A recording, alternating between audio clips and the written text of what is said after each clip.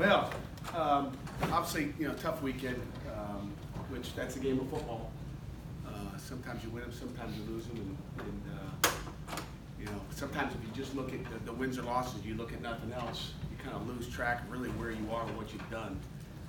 But I think I did. At least I told our kids. I really think we made improvement from week 2 to week 3, and as young as we are, that's really what we're looking for. I think we played a good football team. Some of the positives that I take away from it. Number one, I thought Kenny stood in that pocket strong, stepped up when he needed to, fired the ball. Again, we took what they gave us. They're pretty sturdy versus the run. They wanted to take the run away, so we took what they gave us, and they obviously, I think we attacked their weakness, which was their secondary. But I thought Kenny played really well at times. I thought just his eyes down the field. When you can compare it to week 1 against Virginia, when you saw those scrambles, what's that tell you? Okay, he's a great scrambler, but it tells you he's looking at the rush and getting the heck out of there. He didn't trust his protection.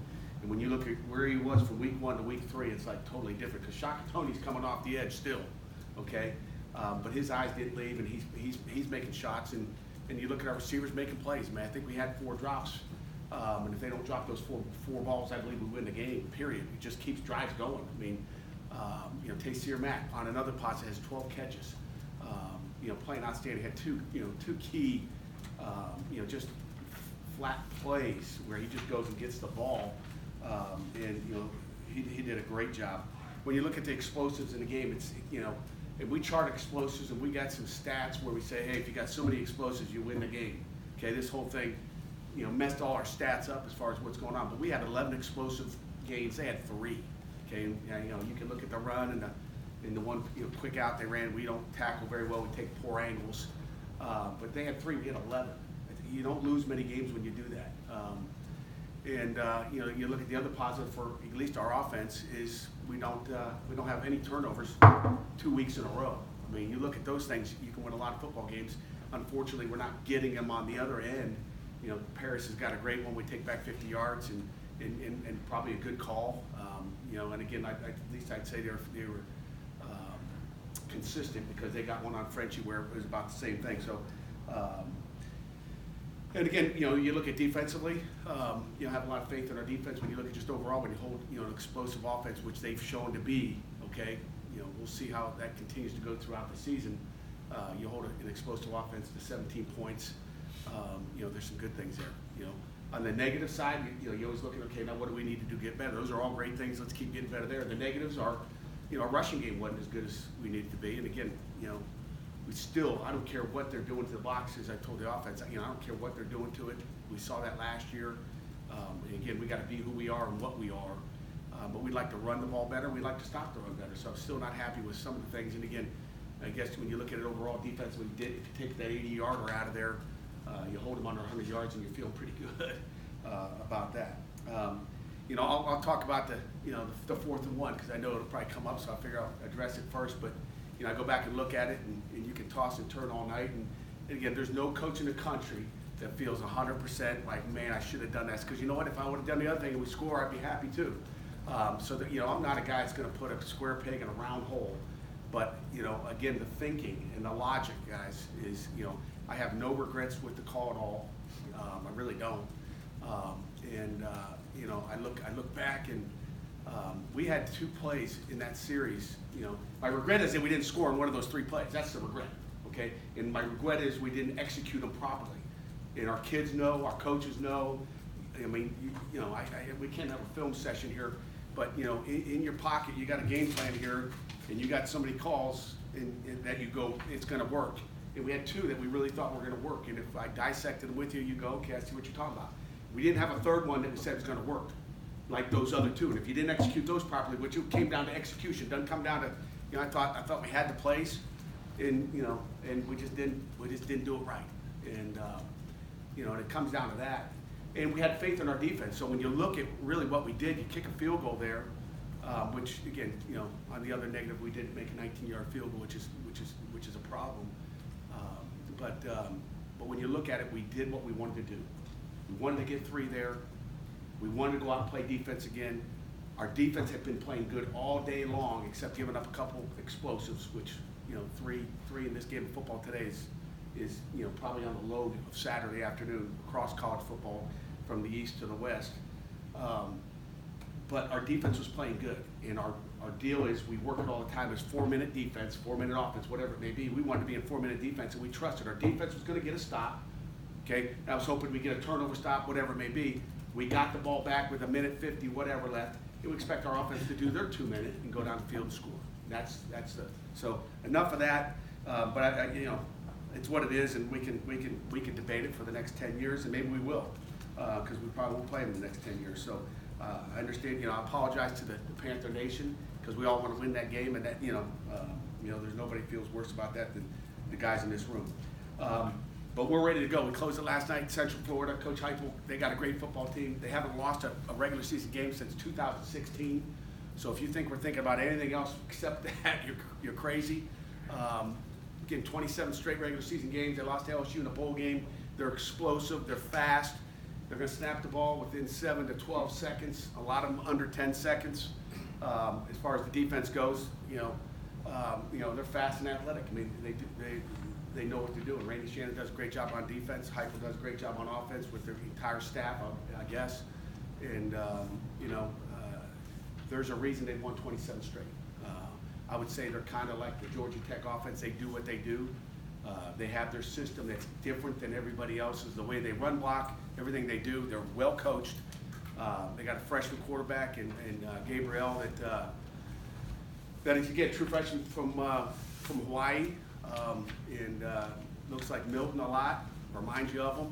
Haven't seen him live, but he throws a deep ball. I mean, he comes from the Rainbow State. I don't know if they call it the Rainbow State, but he throws some rainbows up there.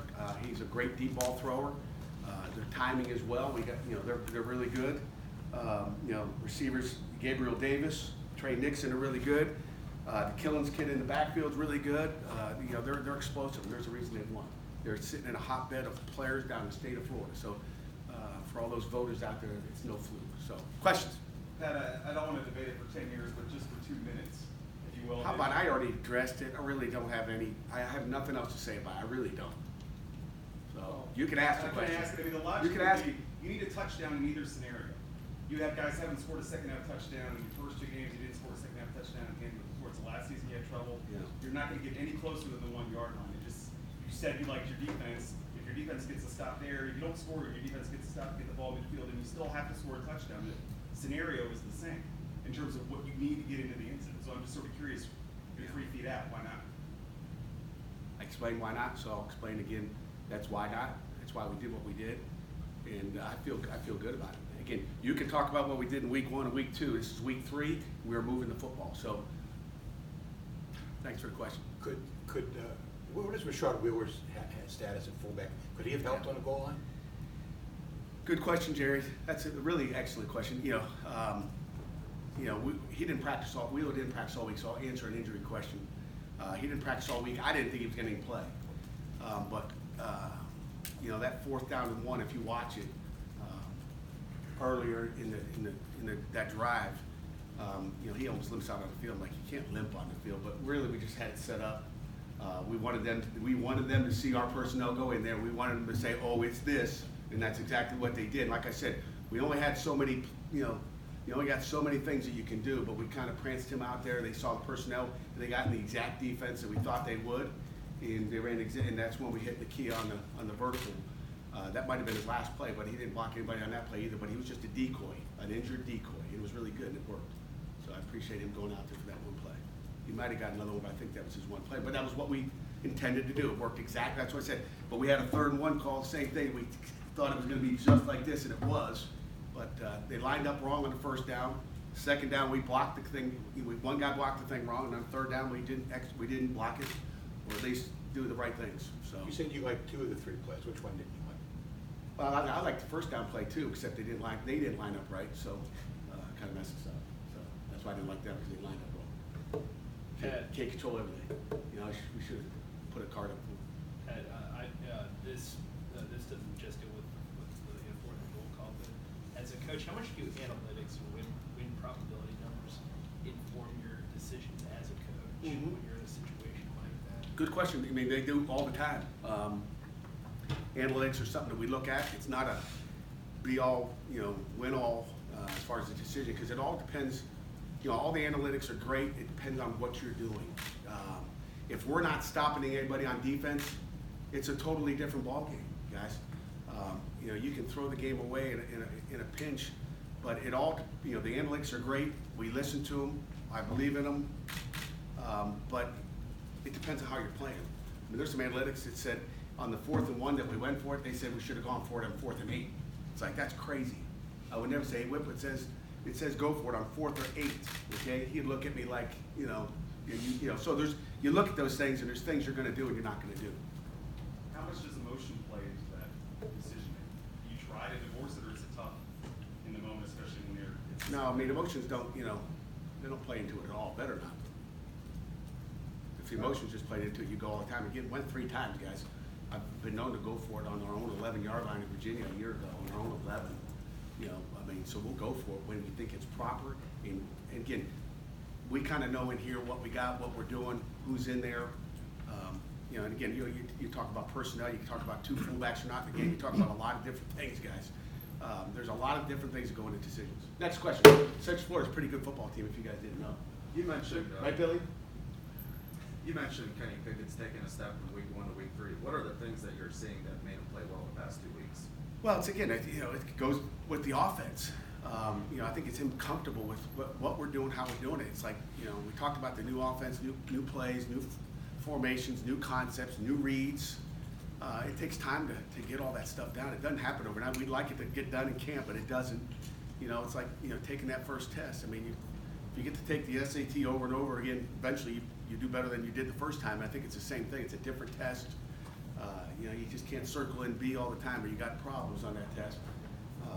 I think it comes down to, just him being comfortable, and Coach Whipple and the offense coach is just, just knocking it in his head that this is how, and he gets it now. It's just slowly coming.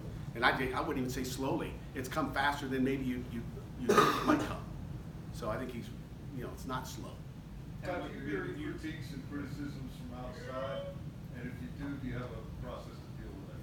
No, I don't listen to him at all, which is why I can smile today. So I'm fired up about that. Patty, they do score a lot. And Central Florida scores a lot. You guys have struggled. You got yards, but you're having trouble kind of finishing. What sort of is not happening in those, in those red areas that you guys need to fix? Well, it comes down to execution, really, when you get down there. And again, we got one time to get down there. We got a substitution there. We got, and it's going fast, and they're down there, and they're fast tempo when they get down there. And we can't get a guy in the field. We got 10 guys on the field. So, it's hard to stop anybody when you have less guys on the field. That becomes a problem. But Central Florida's good, and they score from the 1-yard line. They score from 50 yards out. They're explosive. I meant you guys scoring. I meant you guys. Oh, us. I'm Yes. sorry. Say the question I again. meant you guys have got have piled up yards and been very Right. effective in terms of finishing drives in the end zone instead of kicking it. Right. That's what it was. Just like anything, I think it's something that'll come. You watch some of the offense tape, and you watch guys finishing or not finishing. It's just like A.J. Davis's, screen pass in that first series. It'd be nice to score on that play. Some people score on that play. It's nice to go all the way down there. But, you got a late guy. The guy that makes his tackles on the backside, we could have finished him up earlier. Okay, that guy didn't quit. We don't finish the block on the guy. He ends up making a tackle. A.J.'s going to score. So it's finishing it wherever it is, and knowing that any play can break, whether it's a run or pass. And you got to be ready. You got to be prepared for it to break. But that comes again with the process, I believe, of everybody doing the right thing, and again the offense just gelling, as we move on throughout the season. How did that 10-man thing happen? We had a slight injury, I guess, whatever it is, banged up. Guy comes off, another guy didn't get back on, and you didn't know it in the chaos. We got to know it. So better to go down, but that's a whole different topic. Yeah, in college football, there's always talk about Power 5 and Group of 5, and looking at the Central Florida program. I mean, how are they so good right now? How are they on this kind of run? Yeah, called the state of Florida. Okay, and it's one of the reasons we go down there and recruit. You look at a Vince Davis, you pull out of there. I mean, they got a bunch of Vince Davises down there. I mean, they're in the backyard. They're all coming to camp. They get it's population. It's playing the sport year round. I mean, it's an advantage down there. They can get guys to walk on that, you know, a lot of people are scholarship and they're just laying there. I mean, it's like, oh, look at that guy. I mean, it's an advantage. I mean, it's a big school. It's got, I don't know what 80,000 people go to that school. I mean, it's one of those, you know, it's going to continue to get bigger. Eventually someone's going to get them in their conference.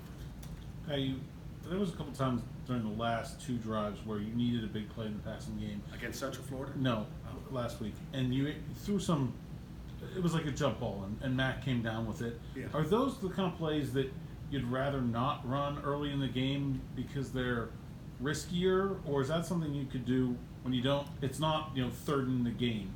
You could. I mean, I think you can do it at any time during the game. You know, and I think that's something we haven't done in the past. And it's our guys getting a feel for who their guys are and who's going to go make that play. And I mean, Tay Sears can certainly make those plays. We know that. How much patience do you have for your short? None. That's my question, for your short yardage offensive problems. So, are you losing patience with your short yardage?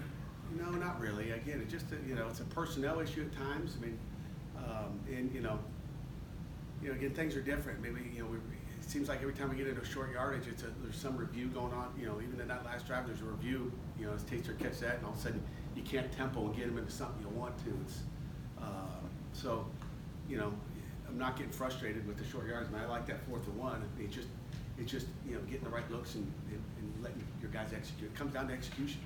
Okay, again, plays don't make plays. Okay, players make plays, and it comes down to doing it the right way, and it will come. It just takes time to get them to trust it. And again, everybody's anxious out there. You know, no coach is trying to make a mistake or a player's trying to make a mistake. It's going fast, whether it's a coach's fault for not getting 11 guys on the field, or a guy that's so anxious to get that route run that he doesn't take care of the details. The guy did the right thing. You know, it's just the details have to be better, and that's what it comes down. It's not like they didn't know where to go, just didn't get there properly at the right time. And the timing is everything. Those are the details. We talked last year a lot about how their tempo makes you be vanilla a lot on defense. How much does the fact that you're able to get a lot of pass rush with 4 guys make that less of an impact because you don't have to make those calls? It's going to be hard again this week. Just looking at their protections. I mean, they're gonna send 3 guys out on a route. They're gonna max protect. They're gonna what we call gap pro. They're gonna have a tight end and a back on one side, and the whole line just stands square, and they got a gap, which is why we call it gap protection. So the 4-man rush, you know, that's why they do it. It's good. It's a good scheme. Like I said, it's equivalent to a Georgia Tech, you know, triple option type. What they do, their system is good, and it creates problems. And if you try to change up the front, then they gash you another way. So it's which way do you want to take it? We'll have a lot of different looks and try to change it up on them and do it with the tempo. In y'all's first 3 games of this season, Pat, offensively, there's been a pretty drastic difference between what you all have done in the second quarter as opposed to the rest of the game. I mean, what, if anything, do you feel like could potentially explain that? What factors you're playing? Yeah, if I knew that, I would, I'd be running to the office telling everybody. You're talking really the second half compared to the first half? Oh, no, the second quarter compared to the other 3 quarters. I think it's, sometimes you're just setting things up as you go, just trying to find out how they're going to react to different things. I think that might have a little bit to do with it. And again, it has to do with your execution and maybe the opponent that's across from you. It's hard to tell what it is at this point, whether it's first quarter to second quarter or second quarter to the second half. So if we had those answers, it'd be easier. Ed, you talked about the importance of being in Florida or playing a Florida team. Is that, I don't know, you guys are not, this is it with UCF for right now, correct? I don't know. I know who we play this weekend. Right, but I mean, is there any thought process in the future of trying to find some sort of non-conference thing with the Florida team, whether it's them or somebody else, just to kind of keep that going? I don't think, with a Florida team, it's not a matter of, I'd rather do it with some, local team, to be honest with you, and keep it in our backyard more than, it's hard, I don't know how many people are coming up from Florida for the game, but, rather keep it where someone can drive and get to a game as opposed to going all the way down there. Well, but I meant like from a recruit, you go down and play down there, if Florida kids watch you play football, they think, hey, maybe I want to go to Pitt. Yeah, I think we got a good enough name down there that you go down and play Miami, gonna play Florida State next year, that's probably would help you more than anything. That they used Milton last year a lot running the ball in the red zone, especially to get 9 rushing touchdowns. Did they do the same with Gabriel? It seems like he's not running as much maybe as Milton. Is that just because he's young, or mean, I think I think it's because he's young. I think I think Wimbush is banged up a little bit. I think Milton obviously ran the ball maybe one too many times, unfortunately. And, our thoughts are always with him and his leg, because nobody in college football would see something like that happen. It's a sad deal. I'll never forget talking to him after last year's game. But I just think it's maybe Josh being a little bit smarter with. I mean, he's a good football player, and the